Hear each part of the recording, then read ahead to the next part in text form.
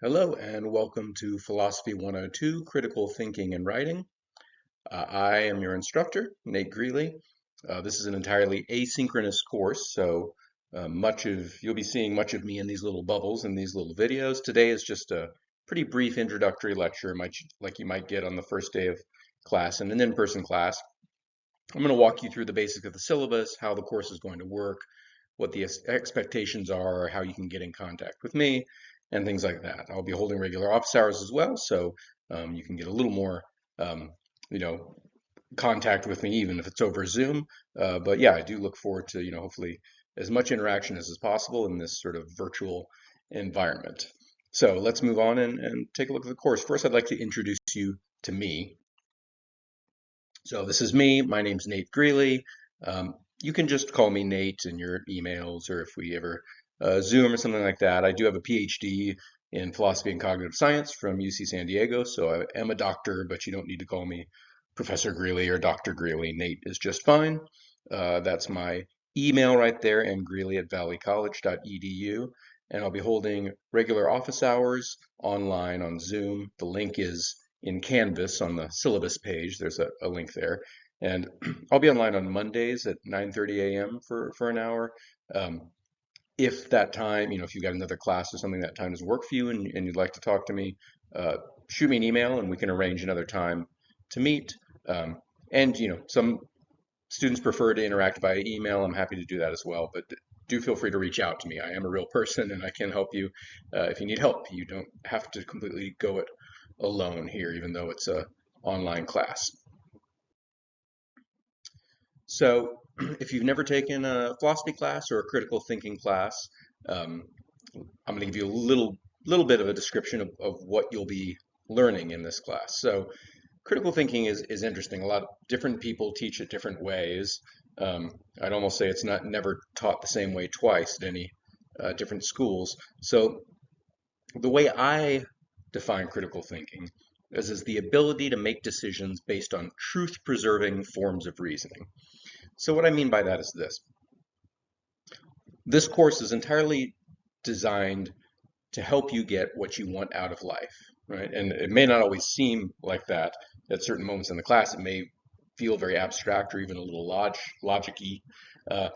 But the idea is I want you to be able to get whatever you want out of life, whether that's making a ton of money or whether that's something else, helping other people, having friendships, whatever your goals are. Uh, there are rigorous ways that we can stay in touch with reality, like figure out all the important truths about the world and apply those to our decision-making processes. So I want to start from the beginning, take you all the way through the most abstract kinds of reasoning through to the concrete. Here's how you make a decision. Um, and the truth preserving part is through that whole process, right? You want to make sure that you're in touch with reality. You don't want to start with good information and then have your brain lead you into falsehoods, right? Because if you're believing false things, you're out of touch with reality and you're not going to be able to get the things you want, right? So that's the basic overall strategy. And our first lecture goes over that whole thing in much more detail, the way I understand the connection between truth and critical thinking and reasoning and all that stuff. But that's my general approach in this class. It's all for you. It's how to help improve your life, right? And that involves reasoning accurately. So, we'll start out with some of the bad forms of reasoning that people often fall into. They're called informal fallacies and cognitive biases. And these are just very common ways that our brains could tend to trick us. Our brains are amazing, organs, but they sometimes evolve to give us sort of, quick, pretty close, good enough sorts of answers and forms of reasoning that'll kind of keep you alive long enough to reproduce, basically. And they're not quite always adequate to the modern world. So I'll start out by teaching you to recognize some of the ways our brains fail us. And then after that, I'm going to introduce you to the rigorous forms, truth-preserving forms of reasoning that humans have developed over the last few thousand years, right? Beginning with deductive logic, inductive logic, statistical reasoning, causal reasoning, and then we'll bring it all together in the end with decision theory. So you can know everything about the world, right? But that doesn't yet tell you what to do with your life because you need to also apply your values, right? So two people with the same information might want to make very different decisions depending on what their values are. So decision theory helps you get clear about what your values are, what your options are, how the world, constricts what you can do, and gives you the ability to make a decision that gives you the best chance of getting the outcome you want. All right, moving on. So the texts are all online. You don't have to buy any books. Um, it's a mix of a book that my advisor at UCSD wrote that I think is a really good introduction to deductive logic. Um, and so it's section by section. When you take this class, just work through the modules, right? So there's a syllabus page, and that gives you a broad overview of the class, and I think that's useful. But when you're in the class, you go to the modules section of Canvas if you've never done this before, and you start at the beginning and you click next, next, next, and it'll give you, here's the reading for this section. Now here's the lecture on that reading. Here's the lecture slides from the lecture on that reading. Here's the homework, and so on. And if you just click next, next, it's like a video game, you can get all the way through the course. So it's all laid out for you in the modules. So just use the modules and you should be fine. Now, do make sure to read the readings, right? Because look, every logic book, every critical thinking book is slightly different, uses slightly different terminology, focuses on different fallacies or biases. And so sometimes what students will tend to do is not do the readings, not watch the lectures, go straight to the homework or the quiz and try to plug the questions into Google or ChatGPT or something like that. And it will give you an answer, and it will give you the wrong answer, right? I've done this course enough times. I know what those right chat engines and search engines give you back. It's only tangentially related to this course. We have very specific terminology, very specific formats in this course. So you're going to fail the course is what I'm saying if you try to Google your way through it. Do the readings, watch the lectures, look through the lecture slides. Lecture slides are a very nice resource. It summarizes the material very quickly if you're on a quiz. Feel free to look at the lecture slides on the quizzes. Again, this is an online course. I'm not locking down your browser or anything, but I'm telling you now, avoid going to the internet for your answers. You won't do well in the class. So that's how the course will work. You just go through the modules, and as long as you stick within the world of the course and the course material, most people do fine. In fact, well, here, let me walk you through the assessments.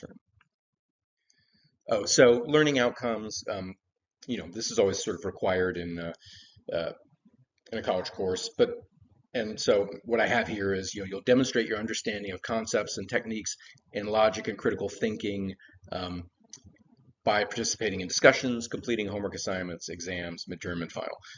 What I want you to get out of this is to lead a better life, right? And I guarantee you, if you learn these methods of reasoning, your life will improve enormously, right? No matter what area you end up going into, if you end up being an engineer or a nurse, working in marketing, and all those occupations, you need to be able to understand arguments that people are presenting to you, the points they're trying to convince you of, evaluate whether those arguments are any good. You'll need to respond with your own point of view, with your own arguments. You'll need to take in scientific and statistical information about the world, apply it using your values to make decisions in the world, right? You're going to have to make medical decisions for yourself and for your loved ones. This course teaches you how to do that. No other course really does it in such a compact package. So that's my outcome for you, is have a better life if you just pay attention and do the course. So the assessments focus on practice, right? Because these sorts of things, these logic-y reasoning type things, where I'm really sort of trying to rewire your brain a bit, and it takes practice. So there's regular homework and lots of assessments. There's like 13 homework assignments, 8 quizzes, a midterm, a final, right? It's active, and there's lots of discussions that I want you to be engaged in, because a course like this is more like learning how to play guitar than it is like, I don't know, memorizing a set of historical facts, right? Or memorizing the the biology of right the earthworm. Um, it's a practice, right? And so uh, each section leads into the next section. You have to have practice and be skilled at the earlier parts to be able to do the later parts. If you don't, it's going to be like trying to play basketball while reading a book on reading your notes on how to drill, right? You have to develop the skills, right? And they build on each other. So that's why you have a lot of, low stakes assessments, but you got to do them all. And if you don't do them all, when it comes to the exams, you're going to be lost, right? But if you do them all, it's a big chunk of your grade. So here's how I do it. So there's a discussion board. This is 15% of your grade. Once a week, right, you post a discussion board. Now, I want it to be something that is actually worthwhile, though, right? So here's what I don't want in the discussion board. Oh, this week was really hard. Oh, this week was really easy. Oh, I really liked it. I appreciate the feedback, but that's not the place, right? The discussion board is not for your take on how the class felt for you. The point of the discussion board is if you're stuck on a homework problem, ask a question. Hey, what did you guys get for question 2 on homework 3? I got this far and then I got stuck. And answer someone else or answer someone else's question, right? If you felt pretty confident and you did all right, and you don't have any questions, then answer other people's questions, right? Here's what I got for question 3. It's not cheating. The homework is supposed to be collaborative, right? It's supposed to be active. So use that for discussion. If you do that, right, it's easy points. That's 15% of your grade. It's surprising how many students don't do that, right? And they either don't post at all or they post something really lazy, like, oh yeah, this week was easy, the end, right? I don't have any questions. You're not going to get points, right? So it's very easy to collect these 3 points, but it's not guaranteed, right? If you're just not doing it or you're doing it in a way that's not the way I asked you to, you won't get the points. Similar with homework completion, right? So again, I won't be grading the homework on accuracy. I'm grading it on effort. Does it look like you attempted to do the homework in the way that was set up in the lectures, right, and in the readings?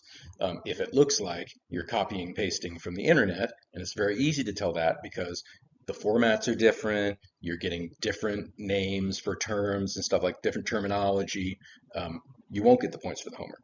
But as long as I see a sincere effort of someone that is trying to engage with the material, you'll get those points. So between discussion and homework, 35% of your grade, you could get it all wrong, right? But as long as I see you're trying. And that tends to lift people's grades a lot, right? So even if this was hard and you're struggling, and you're getting C's on the quizzes, this discussion and homework is going to lifts people a full letter grade, right? Okay. So then there are quizzes. Now, the quizzes, the midterms, the final, the formats are the same throughout the class. So you'll get some homework questions. So for example, we'll begin the course with informal fallacies and cognitive biases. So those look at something like this. I'll give you, a little scenario from life, maybe a little dialogue where two people are arguing, and I'll ask you, hey, do you recognize any informal fallacies going on there, right? And that'll make sense to you in, shortly, right? And so you'll respond, yeah, that looks like a slippery slope for this reason, right? So that's the homework, right? Any questions on the quizzes about informal fallacies will be the exact same format, right? And any questions about informal fallacies in the midterm will be the exact same format. So I'm not going to throw you any curveballs, right? The homework looks like the quizzes, looks like the midterm, looks like the final. Now the midterm covers everything up, the whole first half of the course, and the final covers the entire course, right? So it's cumulative. All this stuff builds on each other. But if you're doing the homework and trying to do the homework, the quizzes shouldn't be too hard for you. And once you've conquered the quizzes and so on. Again, I don't ever see anyone fail who is sincerely engaging in the course. When people fail, it's because they're just not doing the work or they're just copying and pasting from the internet.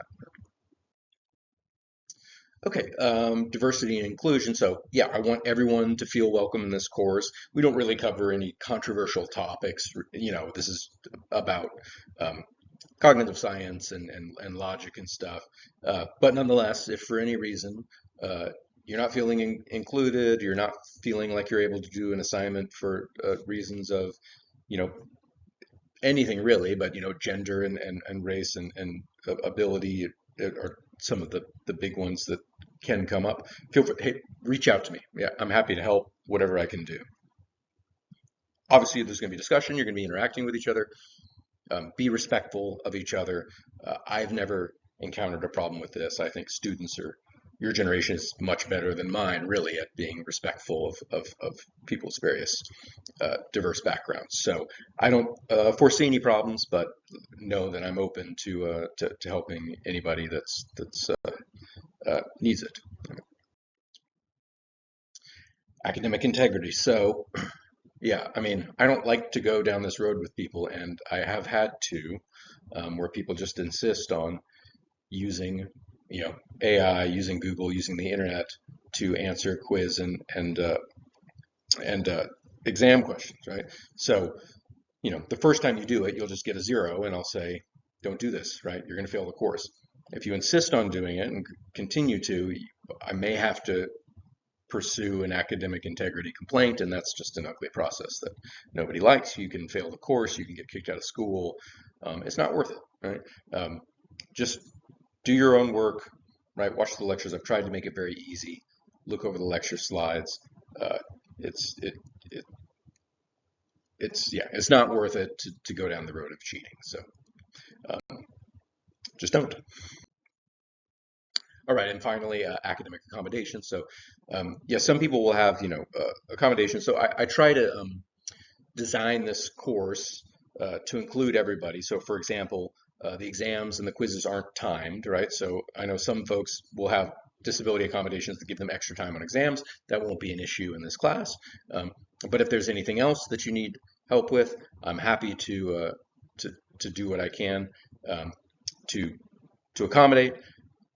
But there is a process you have to go through. So just make sure that if you think that's you and you haven't done that process, there's the email there. Reach out and say, hey, I have this disability. I'm going to need accommodations. And so that all that bureaucratic stuff can get done. I'll get an email says, here's what the student needs, and then happy to help. Any religious accommodations or anything like that, I'm happy as well. Oh, one important thing. So the homework, right?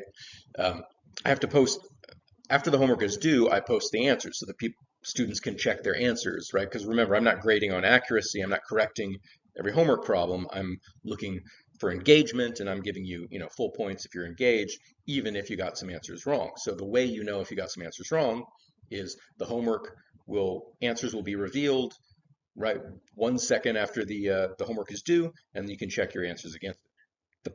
The only downside to that means I can't take late homework, right? Because the answers are already up. So if it's a quiz, every semester something terrible happens in someone's life and they need, an extension.